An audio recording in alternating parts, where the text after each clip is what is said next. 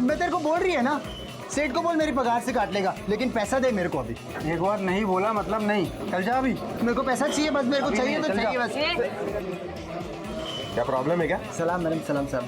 नहीं कोई प्रॉब्लम नहीं है, हम लोगों का तो ये रोज का है। आप लोग इधर कैसे? तेरे से मिलने नहीं आए, तेरे मैनेजर से बात करने हैं। चल निकल तू। ठीक है, सलाम। हमें तुम्हारे बाहर के 5 सितंबर के शाम के 4 और 5 के बीच में के सीसीटीवी फुटेज देखने हैं। जी आइए।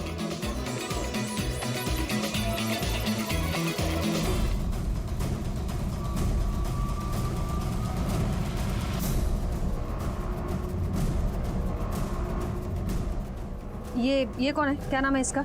मैडम इसका नाम खुशबू है, ये विजयनगर में रहती है। क्या ये खुशबू राबिया, सबा और गोल्डी के साथ रहती है? नहीं साहब, पर उसी एरिया में रहती है, अलग रूम लेके। बुलाओ जरा इसे। मैडम ये तो आज काम पे नहीं आई, इसका फ़ोन आया था कि 2-3 दिन काम पे नहीं आएगी। रानी घर से उठा लाओ इसे, देखते किस बात की छुट्टी मना रही है।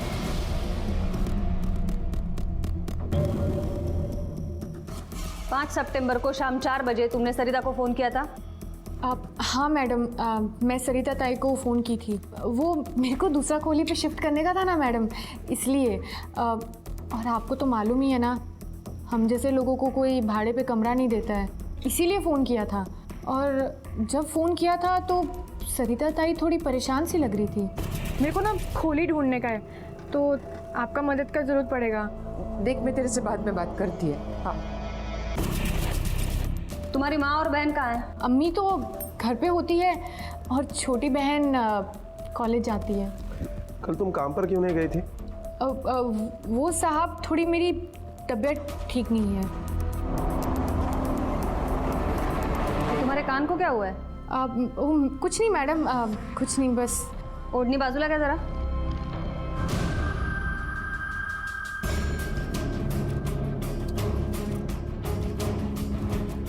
बोलो। वो मैडम उस दिन जरी वाला दुपट्टा पहना था ना, तो इस वजह से अटक गया था, तो थोड़ा सा कट गया है। अब डॉक्टर को दिखा दिया था मैंने, बस 2-4 दिन पट्टी लगेगी, और फिर ऐसे पट्टी में मैं बाद में कैसे नाचेगी मैडम। किस डॉक्टर से करवाई है पट्टी? वो मेरे घर के बाजू में ही है अस्पताल, वहाँ से। रानी ये खुशबू के घर के पास वाले क्लिनिक से पता करो कि वो वहाँ वाकई गई थी या नहीं गई थी। और हाँ, ये फोरेंसिक लैब से रिपोर्ट मंगवाओ तुरंत।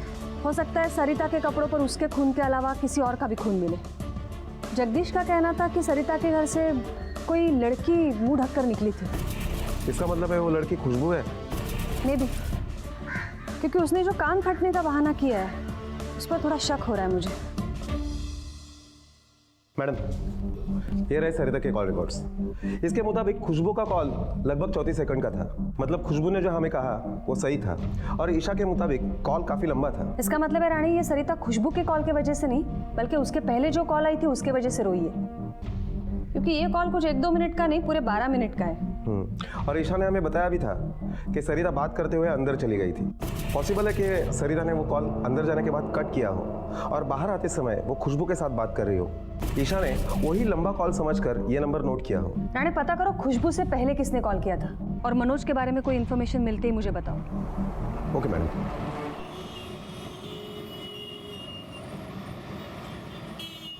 हाँ पहले मेरी बात तो सुन। ज्यादा घाई मत कर, सुनना। अरे हड़बड़ी किया ना सब बिगड़ जाएगा। हेलो, अरे सुन। बाबा आप मेरे लिए दूसरी आई ला रहे हो?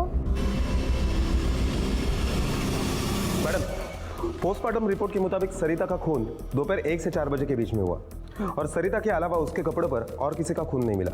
रिका, मैंने उस हॉस्पिटल में पूछताछ की तो डॉक्टर का कहना है कि खुशबू वहां गई थी पट्टी करवाने के लिए। और उस कॉल के बारे में पता चला जो खुशबू से पहले सरिता को आया था? हाँ मैडम, वो नंबर कोल्हापुर से किसी सर्जेराव देशमुख का था। सर्जेराव देशमुख? मैडम उसके बाप के मौत की खबर देने के लिए मैंने ही फोन लगाया था, वो भी मौत के 1 दिन बाद। मैंने खुद को बहुत रोका, लेकिन मरने की खबर तो देनी थी, आखिर बाप होता तो तिचा। और प्रॉपर्टी के पेपर पे मेरे को साइन भी चाहिए था ना। 17 तारीख को सरिता क्या क्यों गया था तू? जी मैं नहीं गया था उसके घर। 10 साल हो गया मेरी शादी को, कभी पूछने को नहीं आया जिंदा है कि मर गई, और अब जब काम आया तो साइन लेने को आ गया। हाँ, नहीं करेगी मैं साइन। एक तो खानदान की नाक कटवाई, ऊपर से मेरे को सुना रही है। ये तो मेरी मजबूरी है, वरना तुम्हारा मजबूरी है, मेरा कोई मजबूरी नहीं करेगी मैं दस्तखत। 10 साल हुआ तेरे को मिलके, अब भी वैसी है, जरा भी चर्बी कम नहीं हुई तेरी। बहुत आकड़ है ना तुझमें, अपने पति को पूछ। देखो, उनका नाम नहीं लेने का बीच में, तुम्हारे घर पे नहीं आते खाने को। कैसे नहीं खाया? पूरा 2 लाख लिया मेरे से तेरा साइन मुझे देने को। झूठ बोलते हो तुम, मेरे को मालूम है वो ऐसा कभी नहीं करेगा। मैडम वो सर्जेराव झूठ बोल रहा है। 10 साल से मैंने उसकी शक्ल तक नहीं देखी। अभी वो मेरे को किधर मिलेगा भी तो मैं उसको पहचान भी नहीं पाऊंगा। और मैडम अभी मुझे आपसे मालूम पड़ा कि सरिता का बाप ऑफ हो गया करके। क्यों, सरिता ने नहीं बताया तुम्हें? नहीं बताया ना मैडम, पता नहीं मेरे को क्यों नहीं बोली। और मैडम वो प्रॉपर्टी के 2 लाख रुपए के बारे में मेरे को कुछ भी नहीं पता, माँ कसम। मैडम इन दोनों में से पक्का कोई ना कोई तो एक झूठ बोल रहा है। आपको क्या लगता है ये सर्जेराव ने राजेश को साइन करने के 2 लाख रुपए दिए होंगे? ये राजेश के कॉल रिकॉर्ड्स मंगवाओ, सारी बात साफ हो जाएगी। अगर राजेश की एक बार भी सर्जेराव से बात हुई है तो ये राजेश झूठ बोल रहा है, और अगर नहीं हुई है तो सर्जेराव झूठ बोल रहा है। मैम, मनोज शर्मा का फोन वैसे भी ऑन हुआ है। उठा लो उसे।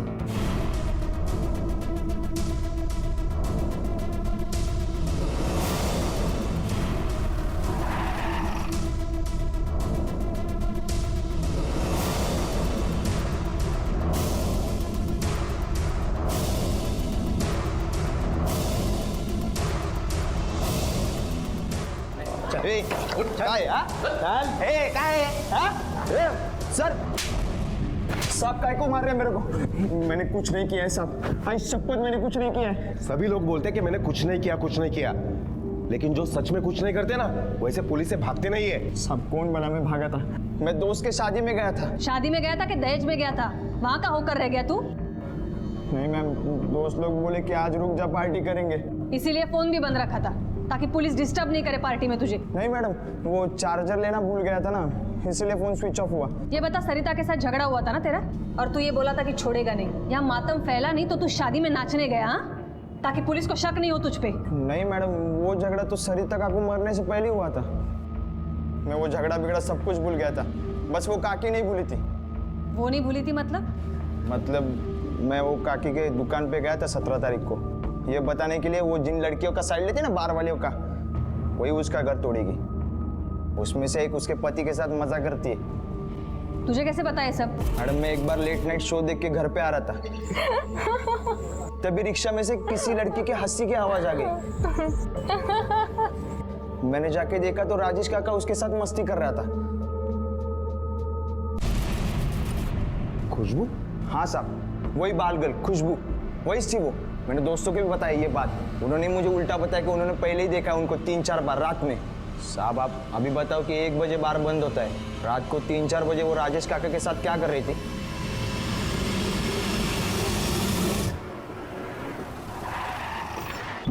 मैडम राजेश फरार है। What? गणपति विसर्जन की वजह से मैं पूरी रात उसी के एरिया में ड्यूटी पर था। उस दरमियान लगभग 5 बार मैं उसके घर पर गया। आखिर में सुबह 5 बजे मैं उसके घर पर जाने के बाद देखा, तब तक वो घर पर भी नहीं लौटा था। उसकी बेटी ईशा कहाँ है? वो मनोहर के घर पर है। इसका मतलब सर्जेराव सच बोल रहा था कि राजेश को उसने 2 लाख रुपए देकर साइन किया है। इसी डर की वजह से राजेश भाग गया। रानी, हो सकता है ये खुशबू भी राजेश के साथ भाग गई हो? नहीं मैडम, वो यही है। हमारा कांस्टेबल उसके घर पर तैनात है।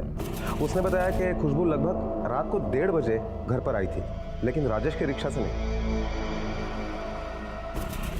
मैडम हमारा कांस्टेबल अभी भी खुशबू के घर के बाहर ही है। रानी, ये सब उलझता जा रहा है और इसे सुलझाने के लिए हमें शुरुआत से शुरू करना पड़ेगा।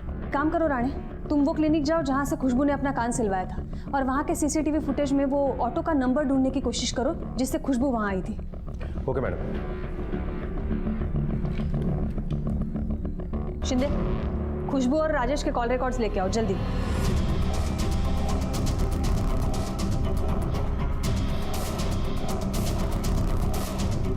एक मिनट रुको, इस नंबर पर जरा जूम करना।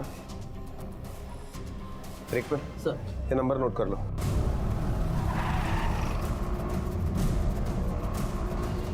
जरा जी साहब। इस लड़की को तूने छोड़ा था? जी हाँ साहब। कहाँ से लिया था उसे? साहब वो विजयनगर से सर पे दुपट्टा ओढ़ के बैठी थी साहब। मैंने उसको पूछा भी क्या हुआ तो उसने अपना फटा हुआ कान दिखाया। फिर मैंने अपना रिक्शा भगाया साहब और उसे दवाखाने छोड़ दिया। हमें लेकर चल जहाँ से तूने उसे लिया था। ठीक है साहब। मैम, राजेश और खुशबू के कॉल रिकॉर्ड्स दोनों के बीच में आउटगोइंग और इनकमिंग का कोई रिकॉर्ड नहीं है। लेकिन इस एक नंबर पे तो काफ़ी कॉल किए खुशबू ने। पता करो ये नंबर किसका है। Yes ma'am. एक मिनट रुको, ये खुशबू का घर है क्या? उसने यहीं से रिक्शा ली थी?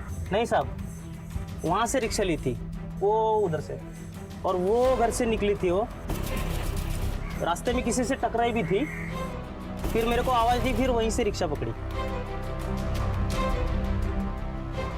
मैडम, वो नंबर किसी मयंक चौबे के नाम पे रजिस्टर है और मयंक चौबे और खुशबू इनका एड्रेस भी सेम है।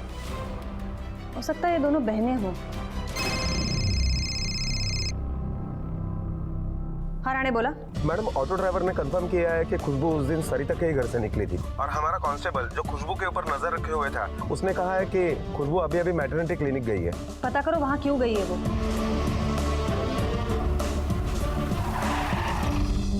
नमस्कार मैडम। नमस्कार। क्या आपके यहाँ पर कोई खुशबू नाम की लड़की मिलने के लिए आई थी? जी हाँ, आई थी। मैं उसके पेपर देख सकता हूँ? श्योर। वो लड़की 2 महीने की प्रेग्नेंट है। यहाँ पर बच्चे के बाप का नाम नहीं लिखा है। सर मुझे लगता है उस लड़की की शादी नहीं हुई हो, और अब तो बाप का नाम देना भी जरूरी नहीं है। क्या वो एबॉर्शन करने के लिए आई थी? जी नहीं, रूटीन चेकअप के लिए।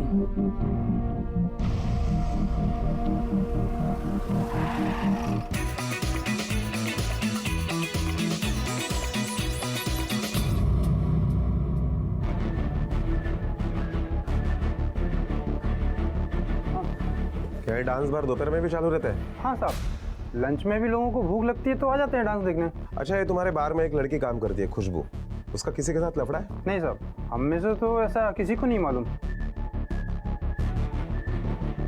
अरे सुनो, यहाँ आओ। ये खुशबू का किसी के साथ लफड़ा है क्या? इन्हें तो कुछ नहीं पता, लेकिन तुम लोग एक साथ काम करते हो, एक ही बस्ती में रहते हो, तुम्हें तो पता होगा। कैसा मालूम होगा साहब, वो इधर किसी के साथ मिक्स नहीं होती। गोल्डी को मालूम होगा, गोल्डी की और खुशबू की आपस में अच्छी जनती थी। गोल्डी? बुलाओ उसे। साहब वो तो छुट्टी पे है, वो नहीं मिलेगा इधर। हाँ, बोल रहा था कि कोई तो उसका ऑपरेशन होने वाला है। अच्छा, किसी के साथ भी उसका कुछ कांटेक्ट होता है तो उसे बोला पुलिस स्टेशन है, ठीक है? पुलिस के शक की सुई राजेश और खुशबू पर आकर रुक गई थी। इन दोनों के पास ही सरिता चौहान के कत्ल का मकसद था। पुलिस की थ्योरी के मुताबिक राजेश और खुशबू का अफेयर था। खुशबू मां बनने वाली थी और इन दोनों को एक होने से रोकने में सिर्फ सरिता ही एक रोड़ा थी। पर जैसे ही राजेश को पता चला कि संजय राव से लिए 2 लाख की भनक पुलिस को लग चुकी है, वो फरार हो गया था। पुलिस की इस थ्योरी में कितना दम था ये कहना मुश्किल था, क्योंकि अभी तक पुलिस के हाथ कोई भी पुख्ता सबूत नहीं लगा था।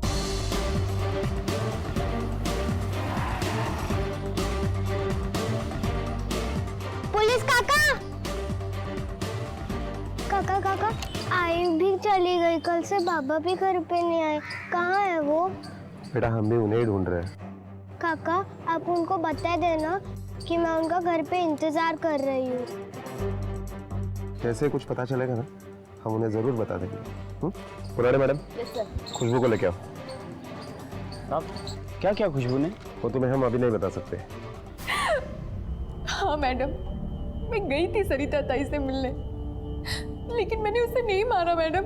मारने नहीं गई थी तो क्या ये बताने गई थी कि तुम्हारा उसके पति के साथ चक्कर चल रहा है? हाँ मैडम, यही बताने गई थी मैं वहां पे, और ये भी कि मैं राजेश के बच्चे की मां बनने वाली हूँ। लेकिन जब राजेश ने मुझे बोला कि ये बच्चा गिरा दो, तो मैं सरिता ताई के पास ये सोच के गई कि वो मेरे बच्चे को अपना लेगी। लेकिन जब मैं वहां पहुंची तो ताई,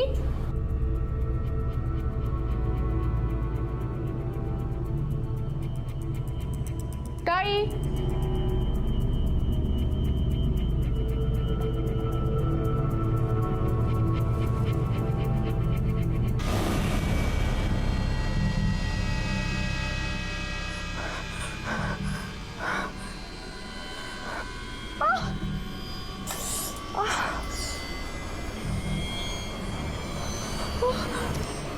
मैं तो कभी सपने में भी नहीं सोची मैडम कि ऐसा कुछ होगा करके। तुम्हारा और राजेश का अफेयर था ना? फोन तो करती होगी तुम उससे। कौन से नंबर पर फोन करती थी?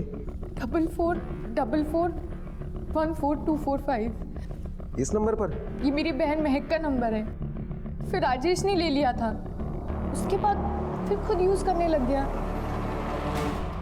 रानी, महक के नंबर पर राजेश को ट्रेस करो, अभी वो हमें कंफर्म मिलेगा। Okay ma'am.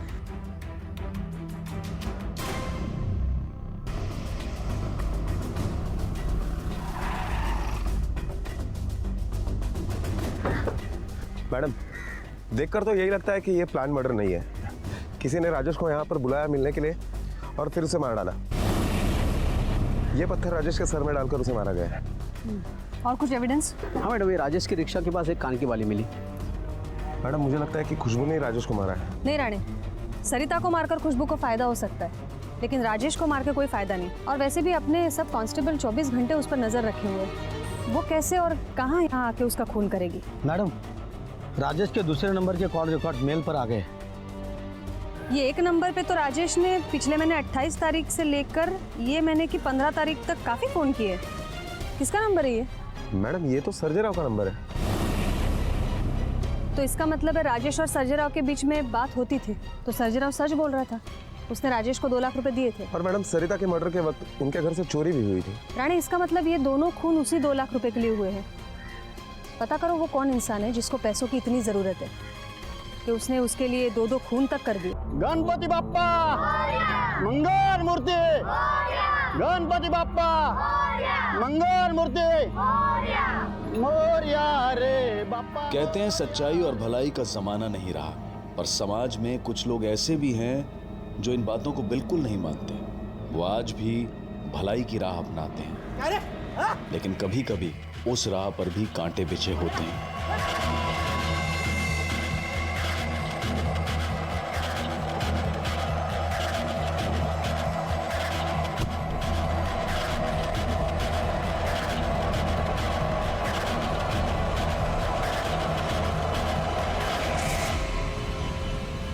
भर जल्दी भर। हाँ चल ले पी। नाटक मत कर रे, पी। अरे पी रे, अरे नाटक मत कर।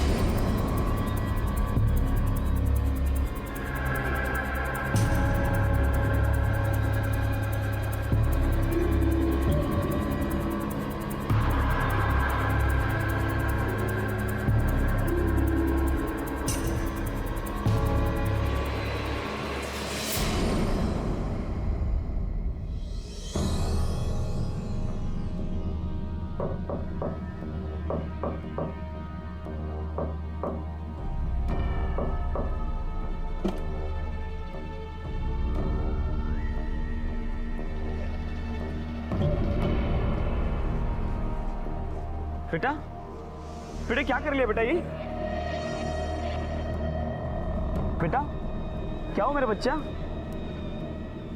आई किधर है? काका, आई को मार दिया। क्या? नहीं काका, नहीं, मुझे नहीं जाना। नहीं काका। ठीक है बेटा, तू इधर ही रुक। हाँ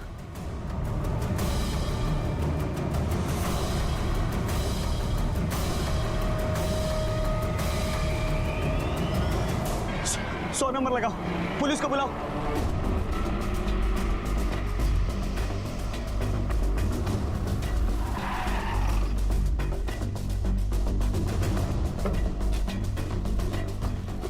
मैडम, मरने वाली औरत का नाम सरिता चौहान है। उम्र लगभग 30-32 साल की है। मैडम, ये हमारा खबरी है, राजेश चौहान, रिक्शा चलाता है। और उसकी बीवी घर के अगले वाले हिस्से में दुकान चलाती थी। दोपहर के वक्त दुकान बंद रहती थी। मारा कैसे? पेट में छुरे से वार करके। ये कौन है? मैडम ये पड़ोसी है और उसके साथ जो बच्ची है वो राजेश चौहान की बेटी है। सबसे पहले उसने लाश को देखा था। आई आई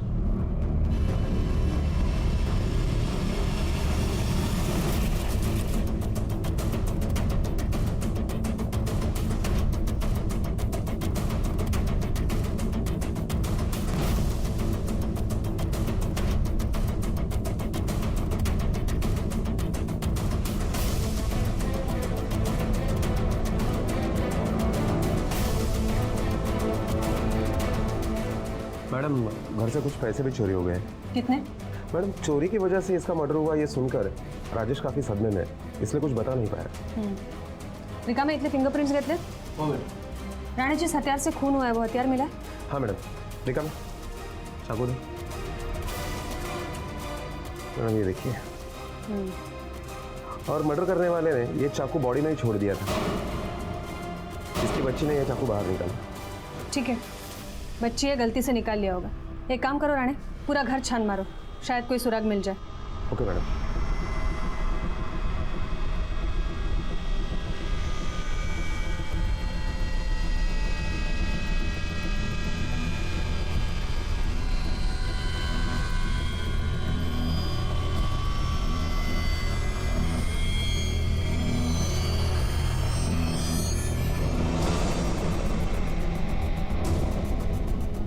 ये मूर्ति उठाओ जरा।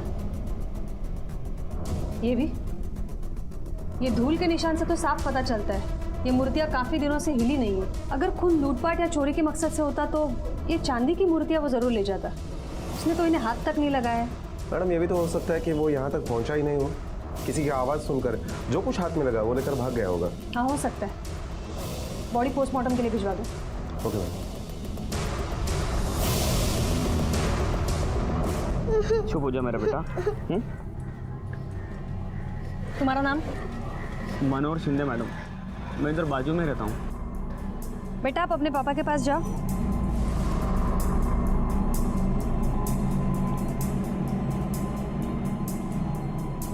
ये खून कहाँ से आया शर्ट पे? मैडम ये ईशा मेरे पास दौड़ कर आई, गले लगी तो उसका खून मेरे को लग गया। मैंने उसको पूछा ईशा क्या हुआ, तेरी आई किधर है? तो बोलने लगी आई को मार दिया किसी ने।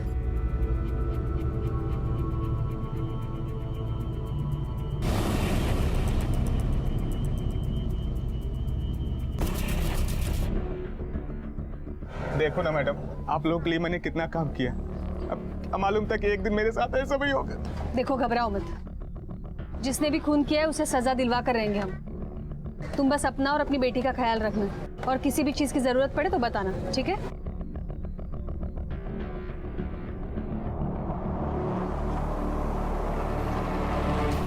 मैडम ये राजेश चौहान हमारा खबरी है। कई गुनहगारों को पकड़ने के लिए उसने हमारी मदद की है।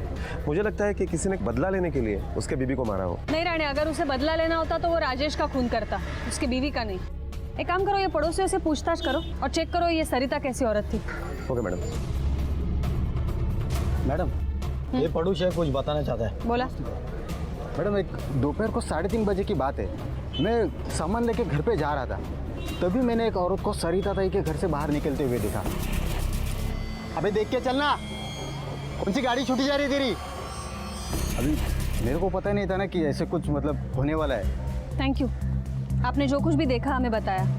अगर आप सब लोग इसी तरह आगे बढ़ के पुलिस की मदद करेंगे तो क्राइम रेट ऐसे ही कम हो जाएगा। हाँ मैडम। मैडम एक रिक्वेस्ट है। कहिए। मेरे घर पे गणपति बप्पा आए हैं, अगर आप सब लोग अगर आके दर्शन कर ले तो मुझे बहुत अच्छा लगेगा। ठीक है।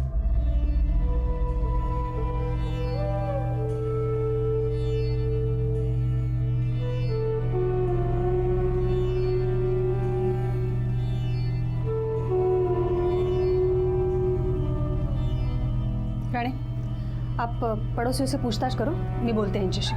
Okay madam.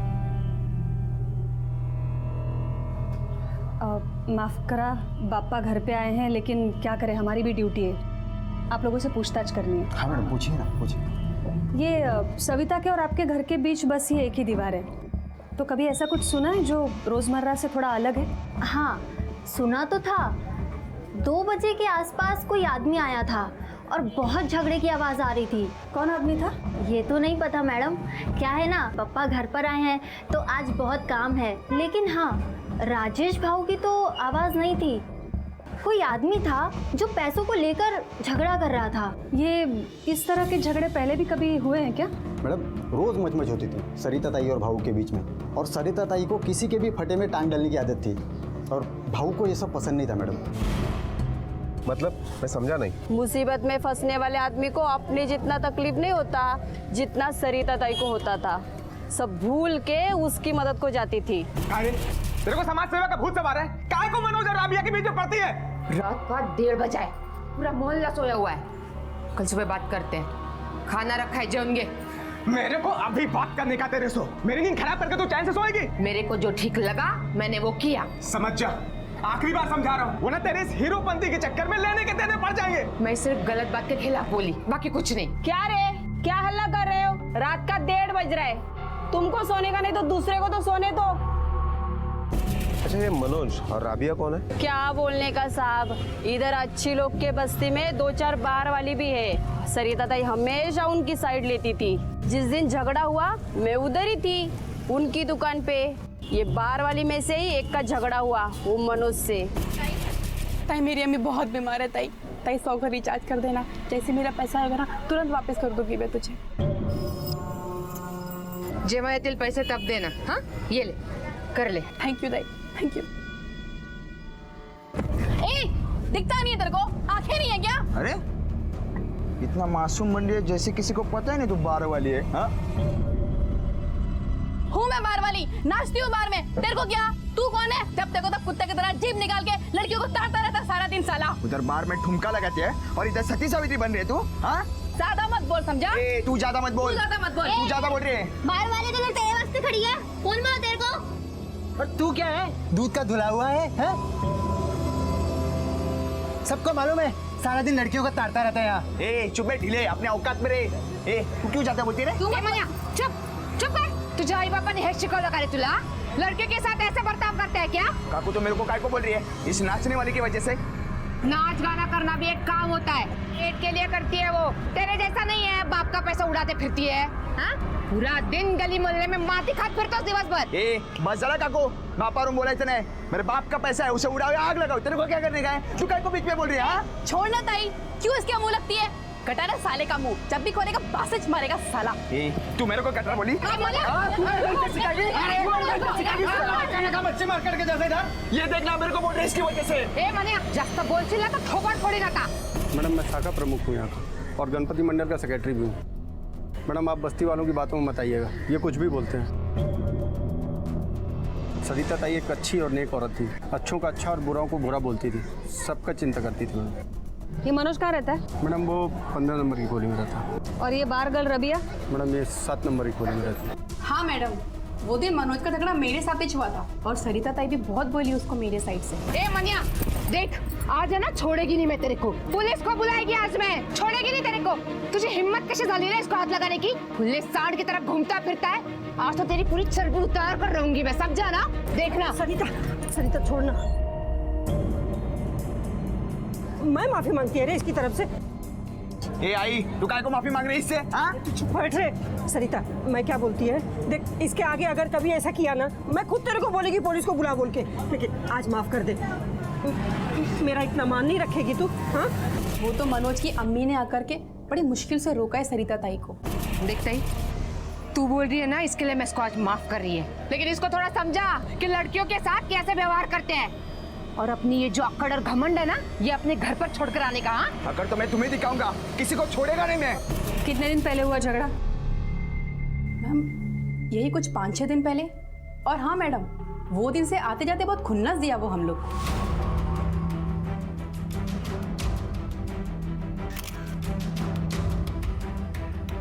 साहब मेरा मनोज ना आज ही इधर से गया, वो कल क्या है ना उसके दोस्त की शादी है। साहब वो सरिता ना कम नहीं थी, जबरदस्ती झगड़े में घुसी थी। बताओ अक्खा मोहल्ला हम लोग का वो बार वालियों से इतना तंग है ना, खाली वो सरिता को छोड़ के। क्या मालूम उसको वो बार वालियों से क्या हमदर्दी है, खुद का चाल चलन ठीक नहीं होगा ना, इसके लिए इतनी हमदर्दी है। चाल चलन ठीक नहीं है मतलब? अभी साहब आदमी तो निकल गया एक बार काम के लिए तो सीधा रात में आता था, दिन भर वो मनोहर के साथ में क्या मालूम क्या गप्पे मारती थी कि दोनों का कुछ और भी था। अभी साहब वो मनोहर तो ठहरा अकेला आदमी, उसके आगे ना बीवी ना बच्चा। पर ये सरिता को सोचना चाहिए ना, सारा दिन उसके साथ दांत फाड़ती रहती थी। हमारे लिए तो सगिता ही जैसी थी मैडम, बहुत अच्छी थी वो। खाली उसको ही तो हमारा दुख समझता था मैडम कि हम लोग ये अपनी मर्जी से नहीं, मजबूरी में अपना पेट पालने के लिए करते हैं। वो तो राजेश भाव को भी बोलती थी हम लोग का ख्याल रखने के लिए। हाँ मैडम, कभी कभी जब हम लोग को बहुत देर हो जाती थी तो राजेश भाई या उनका दोस्त अपने रिक्शा से हमें बाहर से घर तक छोड़ते थे। बहुत प्यार करती थी हमसे। पर सबसे ज्यादा मेरे को चाहती थी, मैं जो कहता था मेरे को लाके देती थी। गोल्डी भाई ये पकड़ 1 मिनट। वो तू तेरे लिए बिंदी मंगाया था ना? हाँ। ये ले तेरे लिए। थैंक यू ताई। कैसा है? बहुत सुंदर है। मैं कैसी लग रही है? अच्छा है मगर लड़का ही लग रहा है। ताई लड़की भी लगूंगी। एक बार मैं वो सेक्स चेंज का ऑपरेशन कराऊं ना, उसके बाद तू भी नहीं पहचान पाएगी कि लड़की है लड़का। मिस इंडिया लगूंगी एकदम, मिस इंडिया। पागल है बिल्कुल तू। पर फिर हम लोगों का दर्द कौन समझता है मैडम? तो सरिता ताई समझी, वो मेरे को प्यार दी, वो समझी कि मैं ये लड़का है, लड़की होने से पहले एक इंसान है मैडम, इंसान। मेरे सीने में भी दिल है जो धड़कता है, जिसमें फीलिंग्स है मैडम। मुझे भी छोटी से छोटी बात पे ठेस पहुंच सकती है। ठीक है, समझ गई मैं। आप लोगों को अगर कोई भी बात याद आती है तो बेझिझक पुलिस स्टेशन आकर बता सकते हैं। हो सकता है आप लोगों की कोई भी भूली बात हम लोगों को कातिल तक पहुंचा सकती है। ठीक है मैडम।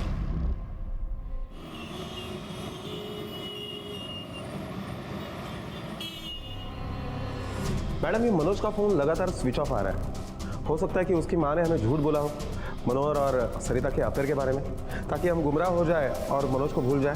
हो सकता है, लेकिन हमें क्रॉस चेक तो करना पड़ेगा। राणे एक काम करो, ये मनोहर को और राजेश को पुलिस स्टेशन बुलवाओ और राजेश से कहना अपनी बेटी को साथ में लेके आए। Okay madam. ये सरिता का कॉल रिकॉर्ड मंगवाओ, मनोज का नंबर भी ट्रेस करो, देखते कब तक बचता है हमसे। नेकी कर दरिया में डाल, इस कहावत को एकदम पलट दिया गया है। और बड़ी बात नहीं होगी अगर आज के ज़माने में नेकी करने वाले को ही दरिया में डाल दिया जाए, उसे मुसीबत समझा जाए। कम से कम सरिता के केस में तो यही देखने को मिल रहा था। ना सिर्फ पूरा मोहल्ला बल्कि उसका पति भी उसका विरोध कर रहा था। क्या सरिता की नेकी ही उसे ले डूबी थी? क्या वाकई में बार गर्ल्स के दुख दर्द को समझने की कोशिश ने ही उसकी जान ली थी? या ये सिर्फ सिक्के का एक पहलू था जो नजर के सामने था और असली वजह सिक्के की दूसरी तरफ थी? क्या कुछ और ही था सरिता के कत्ल का सच? राणे 1.5 दिन का गणपति विसर्जन है तो ज्यादा भीड़ नहीं होगी, फिर भी सावधानी बरतो। आधा रोड ट्रैफिक के लिए रखो, आधा रोड विसर्जन के लिए रखो। कहीं पर भी कोई भी कार्रवाई करने की जरूरत पड़े तो लोगों के सेंटिमेंट्स को ध्यान में रखो। हाँ तुम यही बैठो, पाटिल मैडम मुलीला घेऊन आत या, और वो एनजीओ वाली मैडम को भी अंदर भेजो। चलो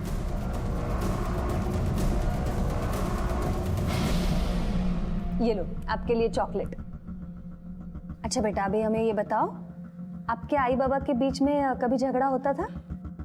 मेरे को अभी बात करने का तेरे से आखिरी बार समझा रहा हूं, समझ जा।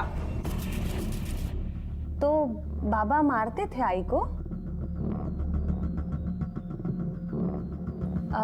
बेटा ये मनोहर काका कैसे काका है, अच्छे काका या बुरे काका? बहुत अच्छे, मेरे लिए चॉकलेट भी लाते हैं, मुझे और आई को बहुत हंसाते भी हैं।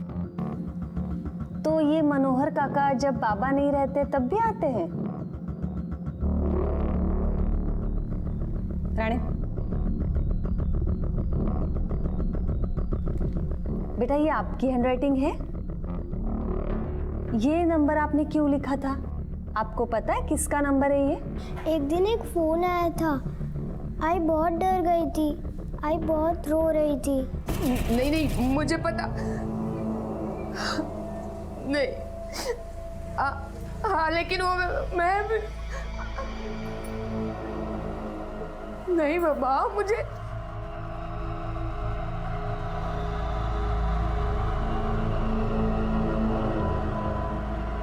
हाँ देख मैं तेरे से बाद में बात करती है। हाँ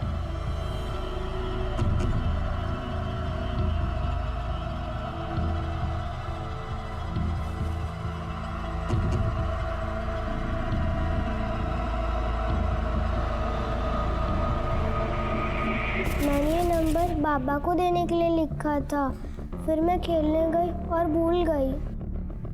ठीक है, जाओ बेटा, आप अपने बाबा के पास जाओ।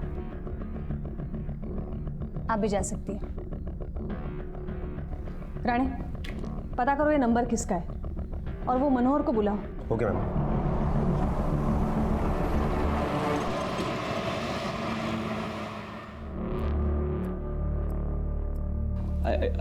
ऐसा कुछ नहीं चल रहा था मैडम। राजेश को तो भाव बोलता है मैं, तो सरिता मेरी भाभी हुई ना।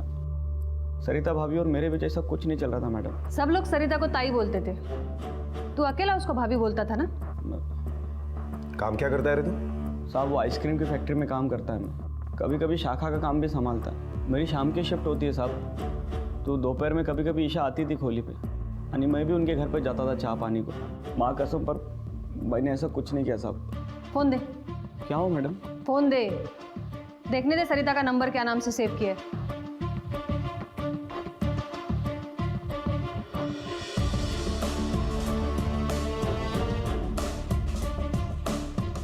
ये क्या है?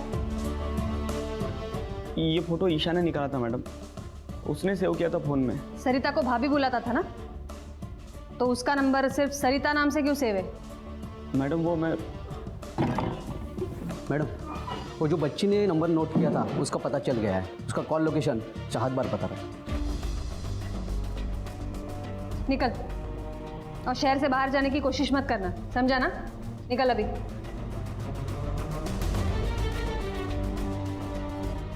मैडम सरिता को तो बारगल से सिंपैथी थी, तो उनके फोन से वो रोएगी क्यों? रानी, ये भी हो सकता है चाहत बार में से कोई बार गर्ल ने नहीं, किसी और ने फोन किया।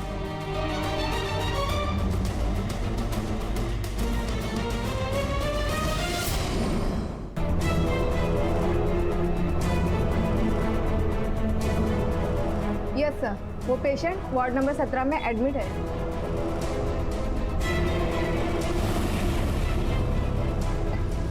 साहब आप यहाँ? अब तेरा ऑपरेशन हम करेंगे और तू सोच भी नहीं सकता कि हम तुझे क्या बनाने वाले।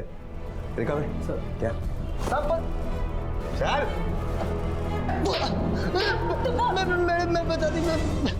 मैं बताती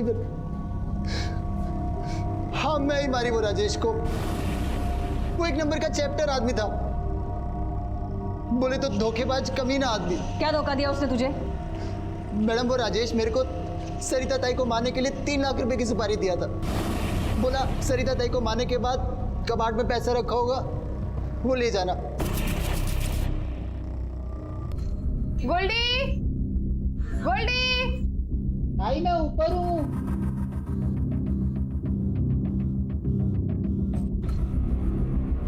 गोल्डी कहाँ गया? गोल्डी,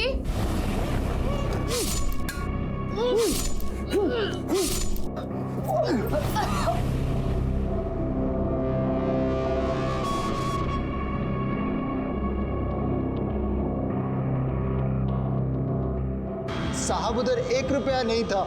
मैडम वो मेरे साथ बहुत बड़ा धोखा किया। मैं बोली चल आज नहीं तो कल दे ही देगा, कहाँ जाएगा, पर रोज आजकल करके घुमाने लगा। ज्यादा घाई मत कर, अरे हड़बड़ी किया ना सब बिगड़ जाएगा। और फिर वो एक दिन खुशबू आके बोली ये राजेश उसको विरार में खोले दिला रहा है। मेरा अंदर से खून खोल गया। मैडम ज्यादा बकबक मत कर, तेरा पैसा लेके मैं भाग नहीं जाएगा किधर, समझे? मेरा थोड़ा टाइम चाहिए। पर कब देगा? पुलिस मेरे को लेके जाएगी तभी देगा। तू टेंशन मत ले, पुलिस आएगी ना तो खुशबू को लेके जाएगी। खुशबू को कहीं को लेके जाएगी? ये देख,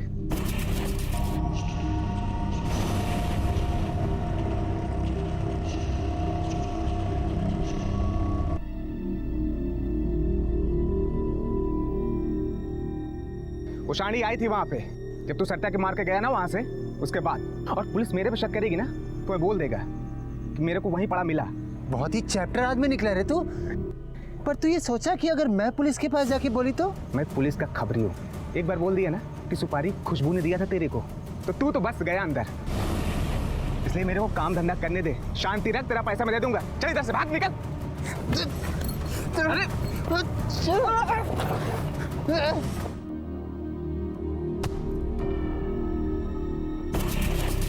साहब मेरे को सरिता ताई को नहीं मारने का था,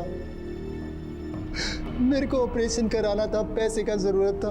मैं बहुत मजबूर हो गई थी साहब, मैं बहुत मजबूर हो गई थी। राजेश ने क्यों मरवाया सरिता को? राजेश सरिता ताई की रोज झगड़ा मोल लेने की आदत से बहुत परेशान रहता था, और उधर वो खुशबू भी पेट से हो गई थी, दिन रात उसका कान खाती थी। इसलिए राजेश ने सोचा कि सरिता ताई जैसी मुसीबत के साथ रहने से अच्छा है वो खुशबू के साथ रहे। इसलिए सरिता ताई को मारने के लिए मुझे सुपारी दी उसने। उसने सुपारी दी और तूने ले ली। पुलिस को बताने के बजाय जान से मार डाला उसको। उस दिन तो बड़े फिल्मी डायलॉग मार रहा था तू, दिल जज्बात और क्या क्या। उसे जान से मारते वक्त जमीर नहीं रोया तेरा? जिस औरत ने इतना प्यार दिया तुझे, उसे जान से मार डाला। तेरे जैसे इंसान के साथ तो धोखा होना ही चाहिए। धोखे की गुंजाइश वहीं होती है जहां विश्वास होता है, लेकिन इसका मतलब ये बिल्कुल नहीं है कि हमें किसी पर भी विश्वास नहीं करना चाहिए। लेकिन हाँ, आंख मूंद कर विश्वास करना जरूर गलत है, और इसी गलती की सजा सरिता को भुगतनी पड़ी। उसकी जान एक ऐसे आदमी ने ली जिसे वो बराबरी, प्यार और सम्मान देना चाहती थी। गोल्डी के एक निर्जीव से सपने ने एक सजीव की हत्या कर दी थी। गोल्डी को सरिता और राजेश चौहान के कत्ल के जुर्म में गिरफ्तार किया गया है। ईशा का अपने पिता के लिए इंतजार अब कभी खत्म नहीं होगा। ये बेहद जरूरी है कि हम अपने सपनों और अपने लालच के बीच में फर्क करना सीखें। अब मैं अनूप सोनी आपसे विदा लेता हूं।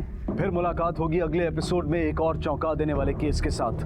तब तक अपना और अपने परिवार का ख्याल रखें और देखते रहें क्राइम पेट्रोल डायल 100। सबक एक को, सीख हम सबको। जय हिंद।